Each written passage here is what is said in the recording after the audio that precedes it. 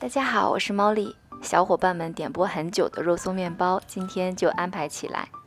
这款面包不仅咸香软绵，而且层层拉丝，还不需要揉出手套膜，整形超级简单，小白也能轻松掌控。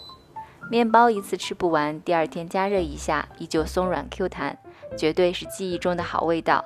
配方在视频最后，记得截图保存。